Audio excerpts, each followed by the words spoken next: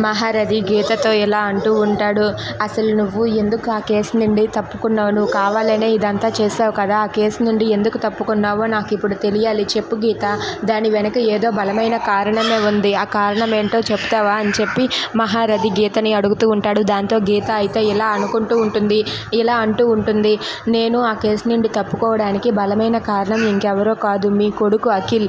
మీ కొడుకు కారణంగానే నేను తప్పుకున్నాను అని చెప్పి అంటుంది. అవునా? దానికి ఏదో బలమే కారణమే ఉంటుంది కదా అని చెప్పి అంటాడు. ఆ కారణం ఇంకేంటో కాదు, మీ అబ్బాయి కారణంగానే నేను ఈ కేసు నుండి తప్పించుకున్నాను అని చెప్పి అంటుంది. దాంతో మహారథి అయితే ఏంటి పదే పదే అఖిల్ గురించే చెబుతుంది? గీతకి ఏమైనా అఖిల్ గురించి నిజం తెలిసిందా ఏంటా? తన గురించి నిజం తెలిసి అఖిల్ పుట్టుక గురించి కూడా నిజం తెలిసి గీత ఎలా మాట్లాడుతుందా? అసలు గీతకి ఆ విషయాలు ఎవరు చెబుతారు? ఎవరు చెప్పే ప్రసక్తే లేదే. గీత ఎందుకు తప్పుకుందో ఏంటో నేను ఇవన్నీ కూడా తెలుసుకుంటాను అని చెప్పి మహారథి అనుకుంటాడు. ఇక గీత అయితే నేను ఆ విషయం అంతటితో వదిలేస్తానని చెప్పి అక్కడి నుండి వెళ్ళిపోతుంది. Please subscribe our